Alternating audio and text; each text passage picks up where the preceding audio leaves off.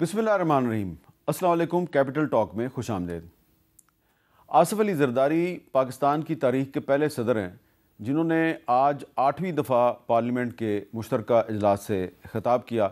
लेकिन आज जब वो पार्लियामेंट के मुश्तरका इजलास से ख़िताब कर रहे थे तो उनकी आवाज़ को सुनना काफ़ी मुश्किल था, इसलिए कि उनके सामने जो अपोजिशन के अरकान बैठे हुए थे वो मुसलसल नारेबाजी कर रहे थे और शोर शराबा बहुत ज़्यादा था, जिसकी वजह से पता नहीं चला कि ज़रदारी साहब ने क्या कहा।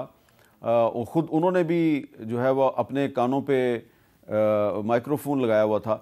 तो ये जो आज हमने एक दफ़ा फिर ये मंज़र देखा कि सदर जो हैं वो पार्लियामेंट के मुश्तरका इजलास से ख़िताब कर रहे हैं और अपोजिशन नारेबाजी कर रही है, ये मंज़र हमने पहली दफ़ा नहीं देखा। ये हम पहले भी कई दफ़ा देख चुके हैं। आज आपने नारा सुना, गिरती हुई दीवार को एक धक्का और दो। इससे पहले आपने नारा सुना होगा, गो बाबा गो। तो वो भी नारे लगते थे जब फ़ारूक लगारी साहब सदर थे पाकिस्तान के, उस वक्त भी नारे लगते थे, और परवेज़ मुशर्रफ साहब जब सदर थे तो उस वक्त भी नारे लगते थे। तो ये जो पाकिस्तान की जमहूरियत है, ये क्या वहीं पर खड़ी है जहाँ पर कि आज से 25-30 साल पहले खड़ी थी, या कुछ आगे भी गई है? इस पर गुफ्तगू करेंगे। हमारे साथ मौजूद हैं तलाल चौधरी साहब, वज़ीर बराए दाखिला और एंटी नारकोटिक्स, और जनाब मलिक आमिर डोगर साहब, चीफ विप हैं पाकिस्तान तहरीक इंसाफ के कौमी असम्बली में। तलाल चौधरी साहब, आपको मुबारक हो कि आपने स्टेट मिनिस्टर फॉर इंटीरियर का हलफ भी उठा लिया। लेकिन ये बताइए कि बतौर एक पोलिटिकल वर्कर के आपको याद होगा कि सदर का जब भी पार्लियामेंट के मुश्तरका इजलास से ख़िताब होता है तो अक्सर औकात उसमें नारेबाजी हो जाती है, हड़बूंग मच जाती है और बहुत शोर शराबा होता है। तो क्या हम बतौर एक डेमोक्रेटिक कंट्री आगे जा रहे हैं या पीछे की तरफ जा रहे हैं? बिस्मिल्लाहिर्रहमानिर्रहीम। मीर साहब, अगर आगे जाते भी हैं 4 कदम तो फिर 4 पीछे आ जाते हैं, और ये बड़ा अनफॉर्चुनेट है। देखिए, वहाँ पर सुफरा बैठे थे, वहाँ पर इंटरनेशनल मीडिया उसे कवर कर रहा था, और उसके दौरान अगर जिस तरह का माहौल था वो आपने देखा है। और चले बाकी अपोजिशन जो थी ना जी, उनका एहतजाज से हटके वो असेंबली के बिज़नेस में भी हिस्सा लेते थे। लेकिन ये वाहद अपोजिशन है जो और बिल्कुल कुछ नहीं करती। 3-4 कैमरामैन पीछे मोबाइल वाले बनाते हैं, बाकी को किताबों मेज़ पे मारते हैं, कागज़ फाड़ते हैं, नारे लगाते हैं, और ये पैटर्न है इनका। मुझे ये बताइए, हम देखिए ना, 1 साल हुआ है हुकूमत का पूरा, इन्हें चाहिए ये वहाँ हमसे सवाल पूछें, हमें कटहरे में खड़ा करें, हम अपना जवाब दें, हम बताएं क्या किया है, कहाँ कमी कुताही है, उसको ठीक करें। यानी TADA पूरा लेते हैं, तनख्वाह पूरी लेते हैं, 4 नारे मार के चले जाते, माहौल ख़राब कर देते। मेरा ख्याल है इस पर थोड़ा सा इन्हें नज़रसानी करनी चाहिए। इनके जो भी बाकी चीज़ें हैं वो मेरा ख्याल है हर कोई किसी आखिरकार में, मैंने आपके इस शो में कहा था, दोबारा कह दूँ, ये जितनी दफ़ा मर्जी मुज़ाकरात छोड़ के भाज गए, इसी पार्लियामेंट में इन्हें लौटना पड़ेगा और यहाँ ही बात करेंगे तो ये बात आगे निकलेगी। जी आमिर डोगर साहब, आप लोग जब नारेबाजी कर रहे थे तो आप सबका, मेरा ख्याल है सबका रोज़ा भी था, काफ़ी स्टेमिना दिखाया आप लोगों ने। जितनी देर सदर साहब तकरीर कर रहे थे आप मुसलसल नारेबाजी कर रहे थे। तो आज इतनी शिद्दत के साथ नारेबाजी और इतना जोशो जज्बा, उसकी कोई ख़ास वजह थी? बिस्मिल्लाहिर्रहमानिर्रहीम। मीर साहब देखें, एहतजाज अपोजिशन का हक़ है, हमेशा अपोजिशन करती है। लेकिन आजकल के हालात में जो टेम्परेचर, जो हालात तहरीक इंसाफ के लिए बना दिए गए हैं, स्पेशली उनके अरकान असम्बली के लिए, और जो पंजाब के अंदर पुलिस गर्दी हो रही है मुसलसल पिछले 2 सालों से, और बेगुनाह हमारे कायदीन, इमरान खान साहब हों और बाकी कायदीन हैं, तकरीबन 2 साल होने को हैं वो जेल में हों, और इस वक्त भी एक सिटिंग कौमी असम्बली का मेंबर और एक सेनेटर, दोनों जनूबी पंजाब से, ओन अब्बास बप्पी, और दूसरे मियाँ गौस साहब, एक झूठे बेबुनियाद बड़े बेसलेस से भोंडे मुकदमात में दर्ज हों, मुकदमात दर्ज करके उनको जेल में डाल दिया गया हो। तो वो जो टेम्परेचर है वो रिफ्लेक्शन हमेशा पार्लियामेंट के अंदर आता है। और हमने पार्लियामेंट में क्या आज नारे लगाए, हमने कहा इमरान खान को रिहा करो। हमने इनसे पूछा सुफरा के सामने और इंटरनेशनल मीडिया के सामने कि गोली क्यों चलाई। हम आज भी यही बात करते हैं कि ना वो बीमार, ना वो भागा, ना बीमार, कैदी नंबर 804।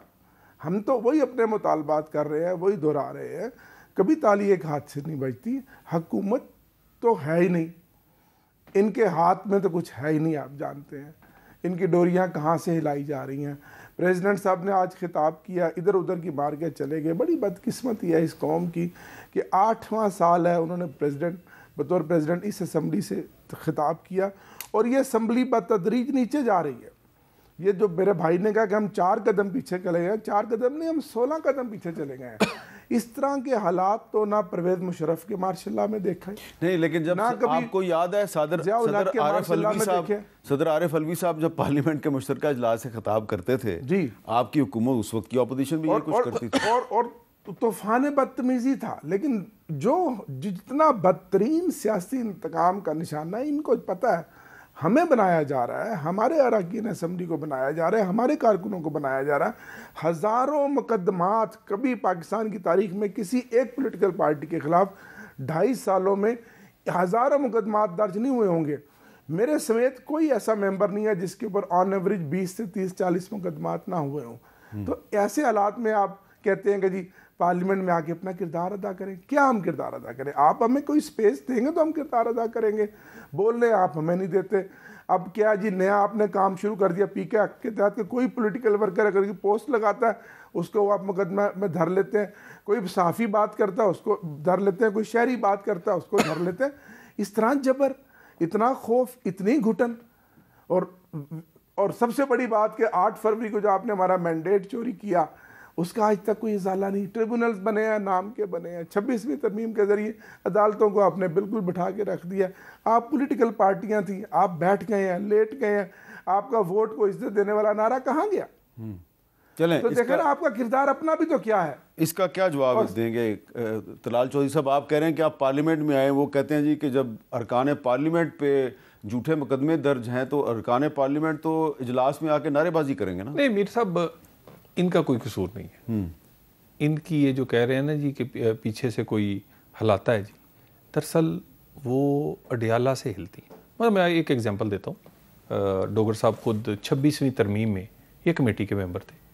जो तहफ़्फ़ुज़ात, जो अमेंडमेंट चाहते थे वो फजलुर रहमान साहब ने हमारे साथ पूरी तरह ज़ोर लगवा के करवाई और ये शामिल थे। जब आखिरी ड्राफ्ट पे बात हुई आखिरी सेशन में तो उन्होंने पूछा इनसे, तो इन्होंने भी उस पर इत्तेफाक का इजहार किया, लेकिन इन्होंने कहा कि मजबूरी है पीछे से। मसला ये है, देखिए ना, ये इस वक्त कैदी हैं, ये पूरी की पूरी पीटीआई उस पीछे से अडियाला से। मसला उनका क्या है? वो चाहते हैं एनआरओ। वो उन्हें पता है कि उनके केसेस 2+2 हैं, ओपन एंड शट हैं। 190 मिलियन चोरी हुआ है। ये कोई सामने की बात है ना, इसमें तो कोई दो राय नहीं है। ये 2+2 है। इसी तरह ही आपका कोई बाकी जो मामलात हैं, मतलब 9 में ही है हुआ है मीर साहब। 26 नवंबर में गोली चलाई नहीं गई, गोलियां लेकर ये आए थे वसात। मामला ये देखिए ना आप, इस तरह के क्राइम जो हैं 9 मई जैसे, और करप्शन के 190 मिलियन यानी जो कि 700 अरब रुपया बनता है, तो आप कहें जी कि अब उनको छोड़ दिया जाए तो ये हंगामा ख़त्म हो जाएगा। ये हंगामा ढलता जा रहा है। ये इसमें अब वो जज्बा नहीं रहा। इनके में इसके बहुत सारे ऐसे लोग हैं जिन्होंने बैनर पकड़े थे, उनका दिल इनके साथ नहीं था। अच्छा। और बहुत सारे लोग जो हैं वो अब इससे तंग आ गए हैं। लोग इनसे, मेरे से डोगर साहब बड़ा बेहतर जानते हैं। इन्हें पता है कि इनके अंदर 1 दर्जन से ज़ायद लोग हैं जो बस इंतज़ार में बैठे हैं कि हम इस तरह की सियासत से जान छुड़ाएं। 1 दर्जन से ज़ायद लोग, ये आप इशारा दे रहे हैं कि कोई फॉरवर्ड ब्लॉक बनने वाला है? देखिए, फॉरवर्ड ब्लॉक की तो इनकी में ज़रूरत ही नहीं है। खुद ही अल्लाह की मेहरबानी से लड़ाई झगड़ा। लेकिन मुझे मीर साहब बताएं ना, ये डोगर साहब आए हैं, ये असेंबली में मेंबर बने हैं, ये बेचारे हम लोग पता नहीं किस किस सारी ज़िंदगियां लग जाती हैं ख़ानदान की और मेंबर, और आप आएँ, आपकी पार्टी के इस्तीफ़ा दे दो, आपकी पार्टी के असेंबली तोड़ दो, आपकी पार्टी के तुमने यहाँ पर कोई असेंबली में रोल प्ले नहीं करना। यार आप पॉलिटिशियन। सो इनके अंदर सियासी रवैया नहीं, सियासी लोग इनके अंदर रह ही नहीं सकते। अच्छा, और मुझे लगता है किसी दिन ये इस जैसी आवाज़ भी कहेगी, अंदर बैठ के कहते होंगे, हमारे सामने नहीं कहते कि खुदा के लिए सियासी रवैया अपनाएं। डोगर साहब, तलाल चौधरी साहब इशारा दे रहे हैं कि 1 दर्जन अरकान पीटीआई के, यानी कम से कम 12, वो शायद आपकी पार्टी की पॉलिसी से मुतफिक नहीं है और कोई अलग ग्रुप बनाने वाले हैं। देखें सर, जहाँ तक अडियाला जेल से डोरियां हलाने की बात है, हमें फ़ख्र है कि हमारा कायद इमरान खान साबित कदमी से दिलेरी से अडयाला जेल में 2 साल होने को जेल काट रहा है। आज हम अरकान असम्बली जो कुछ है इमरान खान के नाम से हैं, उसके नज़रिए को वोट लेकर कौम ने हमें भेजा है। और ऐसी मिसाल भी आपने नहीं देखी होगी कि लीडर जेल में हो और 180 से ज़ायद सीटें उसने ली हों और बावजूद इसके कि ना उसका सिंबल हो, ना उसको कैंपेन की इजाज़त हो, और जो मार धाड़ जो हमारे ख़िलाफ़ हुई वो आपके सामने है। अब आगे बात है कि 5 अरकान असम्बली इन्होंने पहले हमारे ले लिए। 26वीं तरमीम में मैं भी उस कमेटी का मेंबर था। हर मीटिंग में हमने अपना इख्तलाफी ना सिर्फ ड्राफ्ट दिया बल्कि अपना पॉइंट ऑफ व्यू पूरा मौक़िफ़ दिया। फजलुर रहमान साहब ठीक है, वो हमारे साथ भी एंगेज थे, इनके साथ भी एंगेज थे, लेकिन जो चीज़ें ड्राफ्ट में आईं वो ड्राफ्ट वो नहीं था जो 26वीं तरमीम की आखिरी खुर्शीद शाह साहब की मीटिंग में, ये बात कई दफ़ा हो चुकी है। अच्छा, वो ड्राफ्ट वो था जो सिर्फ 2 घंटे पहले पेश किया गया और रात को 3-4 घंटे जो इजलास डिले हुआ वो भी आप जानते हैं कि वो किस वजह से हुआ, उस पर बहुत लंबी बात हो चुकी है। तो सर ये क्या है? अब ये कहते हैं जी हम कोई पॉलिटिकल पार्टी हैं, तो पॉलिटिकल पार्टियां जब अपनी ओरिजिनल लाइन भी छोड़ दें तो फिर सिस्टम बर्बाद आप होता है ना। पार्टी के चीफ विप हैं, आप चीफ विप हैं, कोई आपको कोई इस तरह का कोई महसूस हुआ है कि कोई आपके 10-12 अरकान जो हैं वो? सर देखें, हमारे अरकान पे प्रेशर है, बिलखुसूस पंजाब के अरकान पे प्रेशर है। 75 करोड़ से 1 अरब की बोलियां लगाई गई और पहले दिन से लगाई गई। जब हम जीत कर आ गए 4 सीटें तो हमारी कौमी असम्बली की इन्होंने उसी वक्त छीनी। एक हमारी करोड़ पक्के से राना फराज नून की सीट ली, गुजरांवाला से बिलाल इजाज की सीट ली, एहसान विरक की सीट गुजरांवाला से ली। 3 सीटें तो हमारी उसी झटके में ले ली। चौथी सीट जो हमारे एक मेंबर कौमी असम्बली रहीमिया खान से डेथ हो गई, मुमताज़ मुस्तफा, वो सीट जिस तरह से इन्होंने छीनी आपके सामने है कि ना कंपेन करने दी, ना कागज़ के लिए, ना कैंडिडेट गए, और वो 47 वाला एक नमूना इनके पास है, एक बंदा जितवा गया। अब आगे भी इनका यही इरादा है कि जो हम बचे खुचे एक आग का दरिया अबूर करके इस असम्बली में पहुंच गए हैं, हमारा भी टोटे टोटे करें। सर देखें, तारीख ने बताया है कि आज तक एक जुल्फ़िकार अली भुट्टो था जो एक जनरेशन का लीडर था, आज भी भुट्टो जिंदा है। इमरान खान 3 जनरेशन का लीडर है। वो आज एक नज़रिए का नाम है, वो एक सोच का नाम है। आप नहीं ख़त्म कर सकते। आमिर डोगर नहीं होगा कोई फ़र्क नहीं पड़ता, कोई और MNA नहीं होगा फ़र्क नहीं पड़ता। जो इमरान खान की आज जो पॉपुलरिटी है, जो आज लोगों के दिलों में बसता, अब कुछ भी कर लें उसको ख़त्म नहीं कर सकता। अल्लाह अगर आपकी बात मान लें कि इमरान खान बहुत पॉपुलर हैं, आपकी बात मान, लेकिन हुकूमत जो करना चाहती है वो कर रही है। सर वो इसलिए कि ताकत है इनके पास, और आपको पता है ताकत इनकी कहाँ से है, सबको पता है। इनके विचारों के मिनिस्टरों के पल्ले क्या चीज़ है? मिनिस्टरों के तो हालात मैं देखता हूँ, असेंबली में है, मेरे भाई हैं। अच्छा, लेकिन डोगर साहब, ताकत कहाँ से है, इनको कौन चला रहा है, लड़ाई किन से, आप सब जानते हैं। खैबर पख्तूनख्वा में तो आपकी पार्टी की हुकूमत है ना, तो खैबर पख्तूनख्वा में जो आपके MNA MPA हैं वो क्यों परेशान है? सर देखें, एक तो 2 वजूहात है। पहली वजह यह है कि खैबर पख्तूनख्वा और बलूचिस्तान में शदीद दहशतगर्दी की लपेट में है, और इस हद तक वो हमारे अरकान असम्बली परेशान है कि मेरे मुंह में खाक। वो कहते हैं कि हम जो नक्शा देख रहे हैं बिलखुसूस बलूचिस्तान का, हमें बलूचिस्तान जाता हुआ नज़र आ रहा है।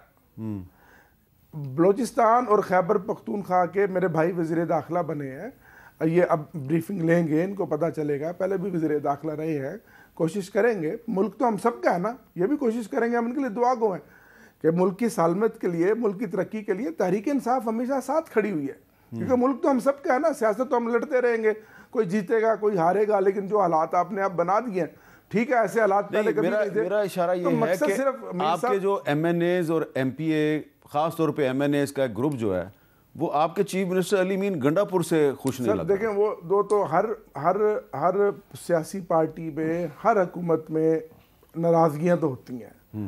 जैसे मरीम नवाज साहबा से पावर शेयरिंग के फार्मूले पे पीपल्स पार्टी नाराज़ है।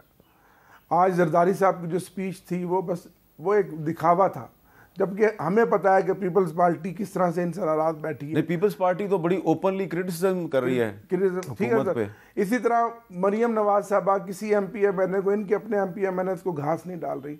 ये हर पार्टी में, CM या हुकूमती पार्टी में इख्तलाफात, ग्रुपिंग होती है, लेकिन सब ओवरऑल एक पार्टी डिसिप्लिन के पाबंद होते हैं। सर जो बात असल थी वो पाकिस्तान की सालमियत की थी। दहशतगर्दी से खात्मे की थी। बलूचिस्तान और KPK में जो हालात बने हुए हैं, वो हालात में मैं ये बात तस्लीम करता हूँ कि हमारी सूबाई हुकूमत की भी बस से बाहर है। बलूचिस्तान में जो सूबाई हुकूमत है उससे भी बस के बाहर है, उसमें हमें मिलकर बैठना होगा। मैंने पहले भी आपके प्रोग्राम, अच्छा, ये बड़ी अच्छी बात कर रहे हैं आपके, मिलकर बैठना होगा। हाँ, मैंने इनको कहा था कि ये इन कैमरा ब्रीफिंग कराएं, जैसे हमने अपने दौर में 3-4 दफ़ा कराई। ये पार्लियामेंट को, पार्लियामेंट्री लीडर्स को इत्मीनान में लें और बताएं कि उस मुल्क में क्या हो रहा है।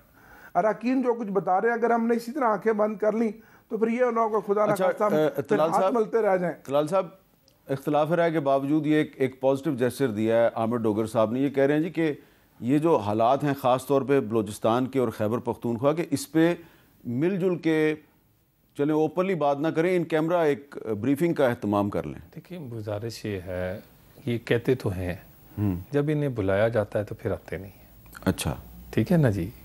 पर एक ऑल पार्टी कॉन्फ्रेंस प्रेसिडेंसी में भी हुई थी, तशरीफ़ नहीं लाई।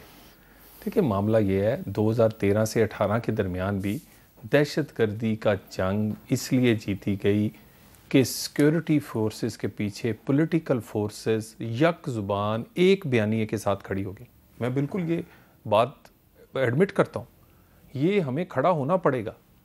2 काम हुए, एक तो दुनिया ने पाकिस्तान को अकेला छोड़ा और दुनिया समझ रही थी शायद ये बस हमारी जंग रहेगी। ये पाकिस्तान की जंग नहीं है, सिर्फ पाकिस्तान इस जंग में नाकाम होगा तो दुनिया गैर महफूज हो जाएगी।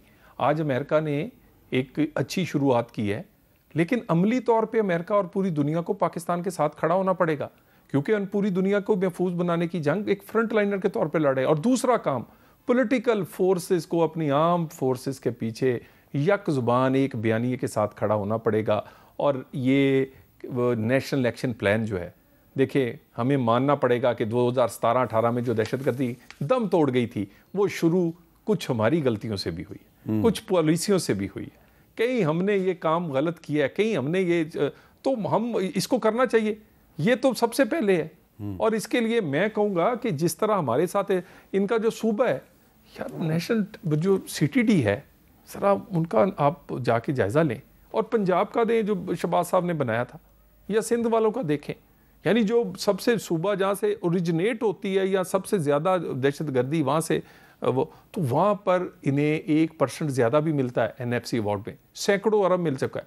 तो सूबे को काम करने की ज़रूरत है, इन्होंने वो काम नहीं किया और पॉलिटिकली हमें इकट्ठे होने की ज़रूरत है। हाँ, ये तो, और इस पर बिल्कुल ये जिस तरह की ब्रीफिंग्स कहेंगे होनी चाहिए, मगर पॉलिटिकल फोर्सेस को इख्तलाफ अपनी जगह, अपनी सिक्योरिटी फोर्सेस के पीछे दहशतगर्दी के खिलाफ खड़े। अच्छा, आपने भी अच्छी बात कर दी कि पॉलिटिकली हमें एक होना चाहिए, लेकिन जब एक जो सेनेटर है एजाज चौधरी, उसका प्रोडक्शन ऑर्डर जारी करे चेयरमैन सेनेट, जिसका ताल्लुक पीपल्स पार्टी से है, और उस पर अमल दरामद ना हो, और तंग आके जो चेयरमैन सेनेट है वो मामला इस्तेहकाक कमेटी के सुपुर्द कर दे, तो इसका मतलब यह है कि आज सदर जरदारी ने जितनी भी तारीफ की फेडरल गवर्नमेंट की, वो अपनी जगह पे है, अंदर से पीपल्स पार्टी आपसे खुश नहीं है। देखिए, इसका मतलब ये है कि ये जो कहते हैं ना पार्लियामेंट कहीं से चल रही, नहीं, पार्लियामेंट वाले ही पार्लियामेंट चला रहे हैं। मैं तो नहीं कहता कि 26 नवंबर वाला मामला जो किसी ने किया, नहीं, हुकूमत का फैसला है हमारा, हमने इन्हें डिस्पर्स किया। हुकूमत अपने फैसलों को हम ओन करते हैं।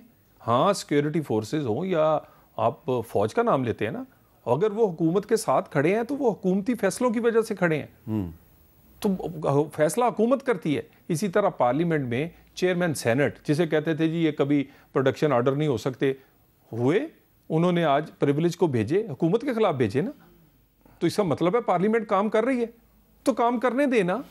तो आपके साथी राना सनाउल्लाह साहब जो हैं, वो फिर परवेज़ खटक के मशीर दाखिला बनने पे क्यों कहते हैं जी कि उनको नहीं पता इस बात का?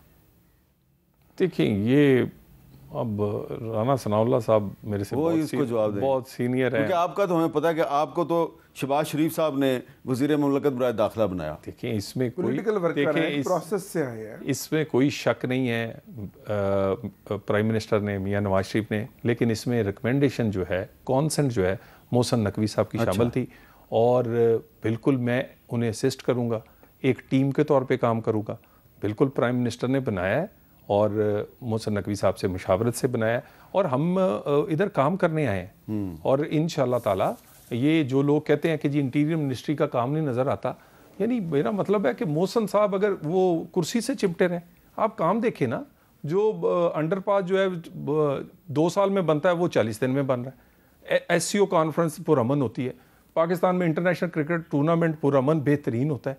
तो कहने का मतलब है, हाँ हमसे ये सवाल पूछें, ये पार्लियामेंट में पूछें, मैं इंटीरियर का हूँ ना, हम पेश होने 2 दिन 4 दिन 5 दिन 7 दिन बहस करें, जहाँ कमी कुताही हम ठीक करेंगे, लेकिन काम हो रहा है। 1 साल में शहबाज शरीफ ने डिलीवर किया है, ये अब वो भी मानते हैं। कैमरा बंद करेंगे तो ये डोगर साहब भी मानेंगे। अच्छा, आपने चैंपियंस ट्रॉफी का जिक्र किया मोहसिन नकवी साहब का, तो कल जो चैंपियंस ट्रॉफी का फाइनल है वो इंडिया जीत गया। फाइनल जो है वो दुबई में हुआ, चले दुबई में हुआ और जो अच्छा खेला वो जीत गया, लेकिन अब उस पर कुछ सवालात उठाए जा रहे हैं। शुएब अख्तर साहब जो पाकिस्तान के मरूफ टेस्ट क्रिकेटर हैं और क्रिकेट के हीरो हैं, दुनिया के तेज़ रफ्तार तरीन फास्ट बॉलर थे, आजकल वो तबसरा निगार भी हैं।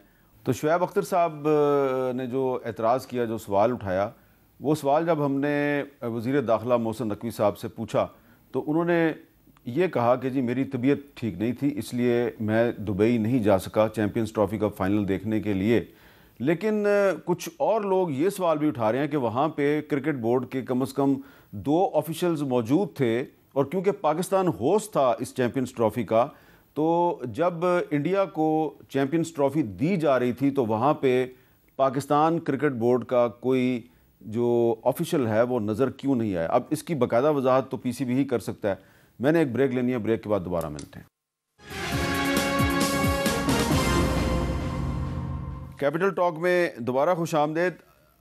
वक्फे से पहले तलाल चौधरी साहब और आमिर डोगर साहब खैबर पख्तूनख्वा बलूचिस्तान के हालात पे बात कर रहे थे, लेकिन एक इशू ऐसा है जो सिर्फ 2 सूबों का नहीं है बल्कि वो पूरे पाकिस्तान का है, और वो इशू ये है कि हमारी जो नौजवान नस्ल है उसमें मुनशियात का इस्तेमाल बढ़ता जा रहा है। और ये इस्तेमाल क्यों बढ़ रहा है, इस हवाले से इंटरनेशनल नारकोटिक्स कंट्रोल बोर्ड की एक रिपोर्ट सामने आई है, और उस रिपोर्ट के जो अदादो शुमार हैं वो इंतहाई तशवीशनाक हैं, बल्कि परेशान कुन हैं। ये रिपोर्ट ये बता रही है जी कि अफगानिस्तान में मुनशियात की पैदावार हमसाया मुल्कों के लिए एक बहुत बड़ा चैलेंज बन गई है। 2022 में पाकिस्तान में 4.4 टन मंशियात जब्त की गई थी, जबकि 2023 में 11.4 टन मंशियात पकड़ी गई हैं। इस रिपोर्ट में 2024 के अदादो शुमार शामिल नहीं है, लेकिन लग ये रहा है कि 2022 की निस्बत 2023 में अगर मंशियात को जब्त करने की जो अमाउंट है, जो मिकदार है, उसमें इजाफा हुआ है तो 2024 में भी इजाफा हुआ होगा। 2022 में जब्त की गई आइस की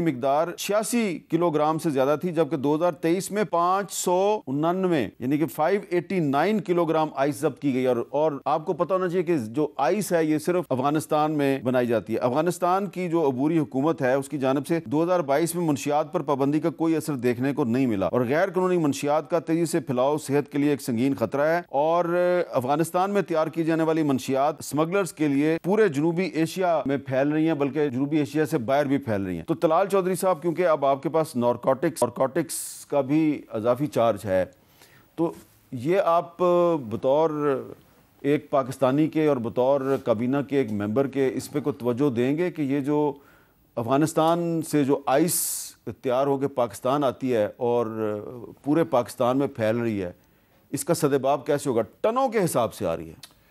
मीर साहब, बहुत आपने अहम नुक्ते की तरफ इशारा किया है।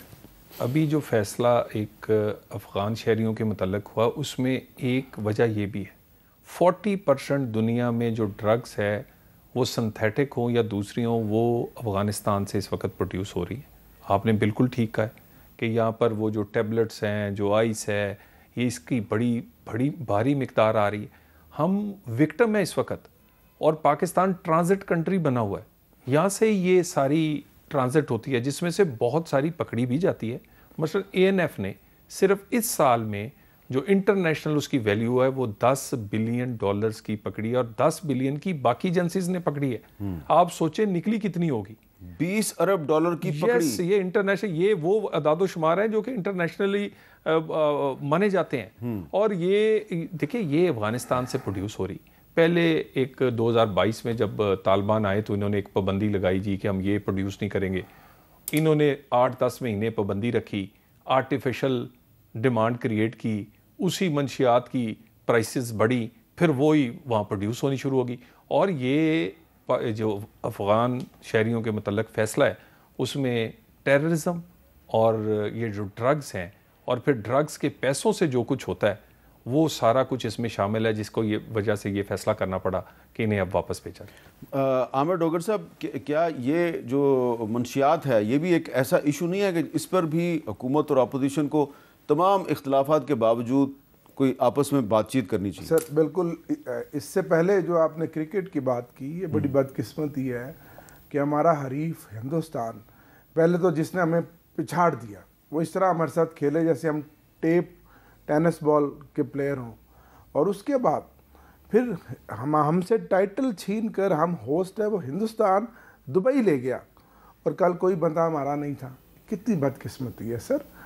आपको हर जगह मोहसिन स्पीड ही क्यों नज़र आती है?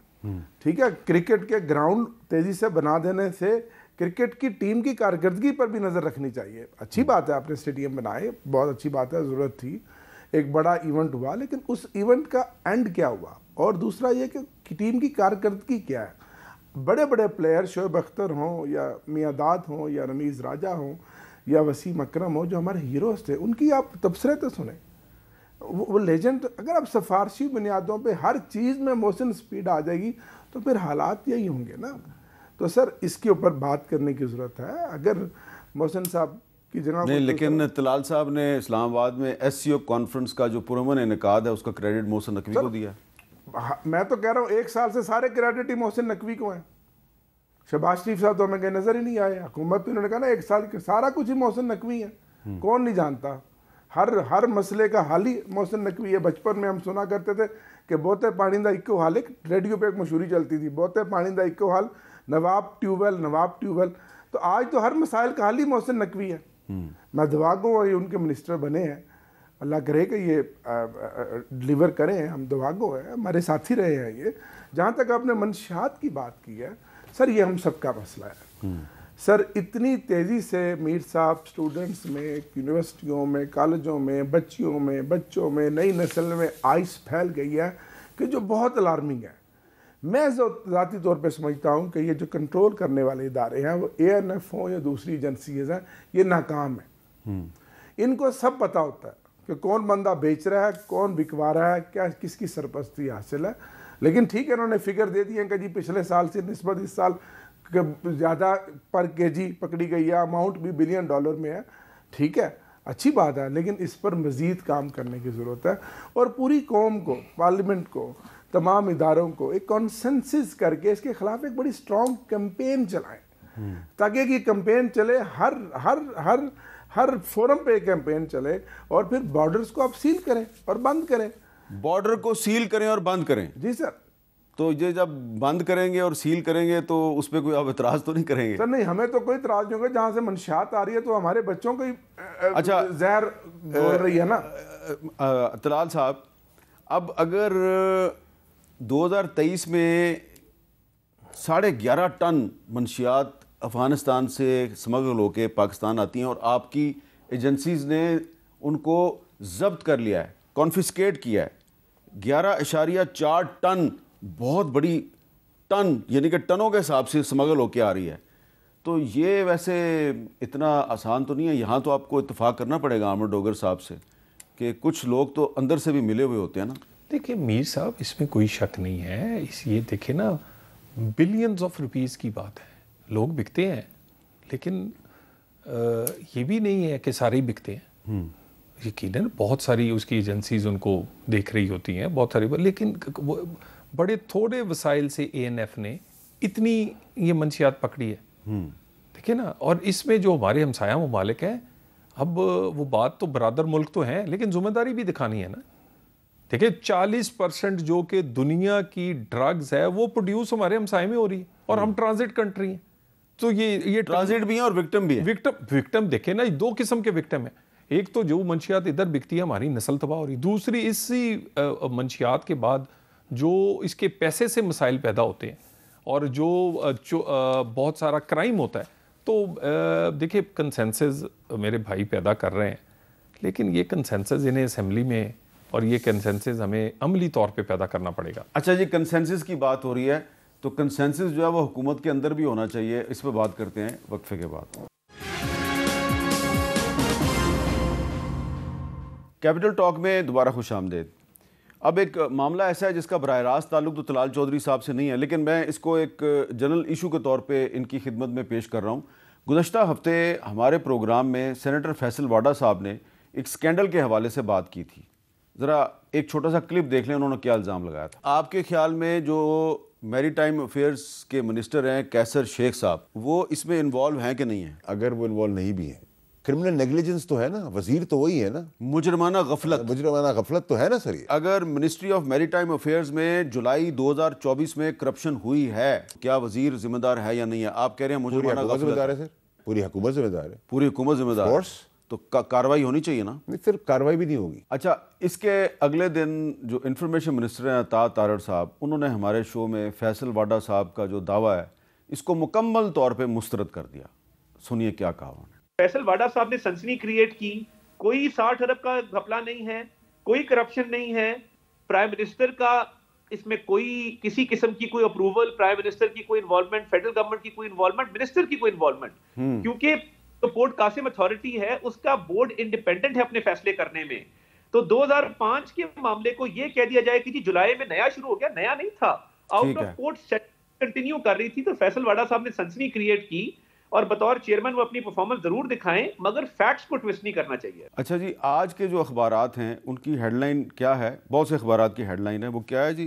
पोर्ट कासिम स्कैंडल में तहकीकाती कमेटी कायम हो गई है और chairman prime minister inspection commission 3 रुकनी कमेटी के कन्वेनर होंगे। IB और FIA के डायरेक्टर भी इस कमेटी में शामिल होंगे और ये जो कमेटी है ये 2 हफ्तों में वज़ीर आज़म को अपनी रिपोर्ट देगी।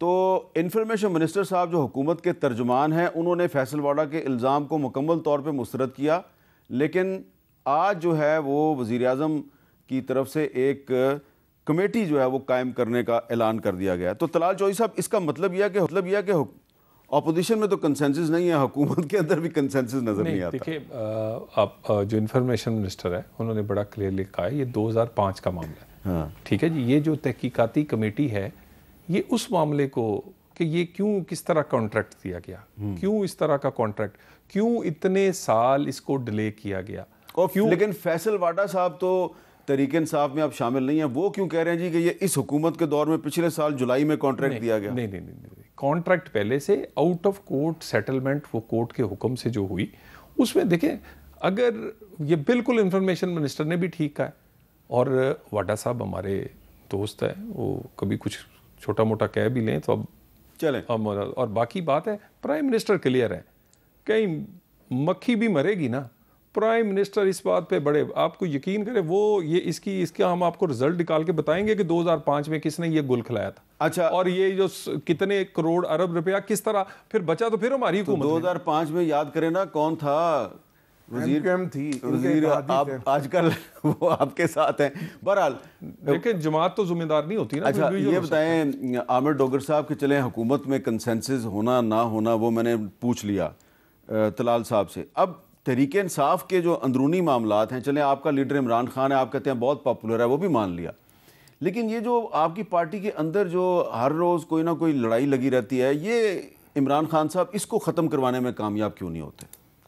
सर, उसकी एक बुनियादी वजह यह है कि पिछले 4.5-5 महीने से हम जो पॉलिटिकल लोग हैं, हमारी इमरान खान साहब से जो एक्सेस है, जो मुलाकात है, जो अदालत के हुक्म पर होती थी, वो बंद है। अच्छा, बावजूद इसके कि हम अदालतों में गए, तौहीन अदालत दी, सुप्रीडेंट्स ने आकर कहा कि जी मैं इस हफ्ते करा दूंगा, सोमवार को करा दूंगा, बिल्कुल चिट्टा हो गया। अभी भी इस वीक पे भी हमारी 5 पटिशन है जो इस्लामाबाद हाई कोर्ट में है और वो बार बार की हमारी अदालतों के हुक्म अदूली है कि हमारी पॉलिटिकल लोग। आपकी आखिरी मुलाकात इमरान खान साहब से कब? 5 महीने पहले। 5 महीने पहले। और 5 दफ़ा खान साहब ने हर जुमेरात की मीटिंग में मुझे बुलाया, हम जेल के बाहर खड़े होकर वापस आ जाते हैं। जी मीर साहब, वकील मिलते हैं, मैं बात मुकम्मल करूँ, वज़ीर दाखिला है ना, वकील मिलते हैं और वकील जो है वो हर बंदा अपनी बात करता है, अपने अंदाज से बात करता है, हर बंदे की अपनी पसंद नापसंद। आपके चेयरमैन बैरिस्टर गौर साहब वकील हैं, आपके जनरल सेक्रेटरी सलमान अकरम राया साहब वकील हैं।